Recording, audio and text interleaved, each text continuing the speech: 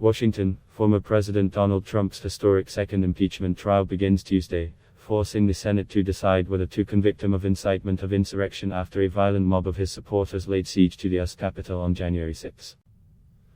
While Trump's acquittal is expected, all 100 senators will first have to sit at their desks and listen to hours of graphic testimony from House Democrats about the riots, which left 5 people dead. The House impeached Trump on January 13, 1 week after the violence. A look at the basics of the upcoming impeachment trial. How does the trial work? The Constitution says the House has the sole power of impeachment while the Senate has the sole power to try the individual on the charges.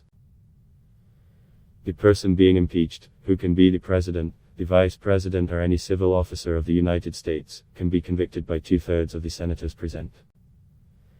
The House appoints managers as prosecutors who set up on the Senate floor, along with the defendant's lawyers, to present their case.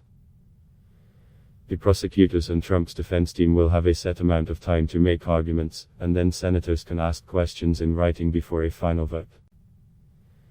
The Chief Justice of the United States normally presides over the trial of a president, but because Trump has left office, the presiding officer will be Sen. Patrick Leahy, DTF, who is the ceremonial head of the Senate as the longest-serving member of the majority party. Once the senators reach a final vote on the impeachment charge, this time there is just one, incitement of insurrection, each lawmaker will stand up and cast their vote, guilty or not guilty. How long will the trial last? Unclear. The Senate has to agree to the rules of the trial, and party leaders are still working out the details. Trump's first impeachment trial, in which he was acquitted on charges that he abused power by pressuring Ukraine to investigate now President Joe Biden, lasted almost 3 weeks. But this one is expected to be shorter, as the case is less complicated and the senators know many of the details already, having been in the Capitol during the insurrection. And while the Democrats want to ensure they have enough time to make their case, they do not want to tie up the Senate for long. The Senate cannot confirm Biden's cabinet nominees and move forward with their legislative priorities, such as COVID-19 relief, until the trial is complete. Why try Trump when he is out of office?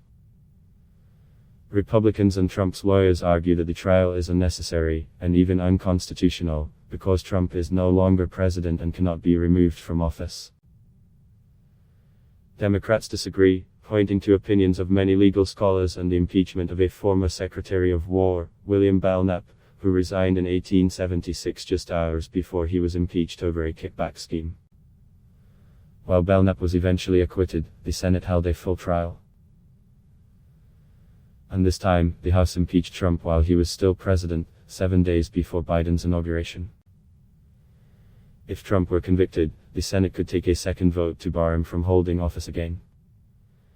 Democrats feel that would be an appropriate punishment after he told the angry mob of his supporters to fight like hell to overturn his election defeat. Democrats also argue that there should not be a January exception for presidents who commit impeachable offenses just before they leave office. They say the trial is necessary not only to hold Trump properly accountable but also so they can deal with what happened and move forward. You cannot go forward until you have justice, said House Speaker Nancy Pelosi this week. If we were not to follow up with this, we might as well remove any penalty from the Constitution of impeachment. How is this trial different from Trump's first trial? Trump's first trial was based on evidence uncovered over several months by the House about a private phone call between Trump and the President of Ukraine, as well as closed-door meetings that happened before and afterward. Democrats held a lengthy investigation and then compiled a report of their findings. In contrast, the second trial will be based almost entirely on the visceral experience of a riot that targeted the senators themselves in the Capitol building. The insurrectionists even breached the Senate chamber, where the trial will be held. The fresh memories of January 6 could make it easier for the House impeachment managers to make their case, but it doesn't mean the outcome will be any different. Trump was acquitted in his first trial a year ago Friday with only one Republican, Utah Sen. Mitt Romney, voting to convict, and there may not be many more guilty votes this time around. In a test vote January 26, only 5 Senate Republicans voted against an effort to dismiss the trial, an early indication that Trump is likely to be acquitted again. What will Trump's lawyers argue? Beyond the constitutionality of the trial, Trump's lawyers say that he did not incite his supporters to violence and that he did nothing wrong.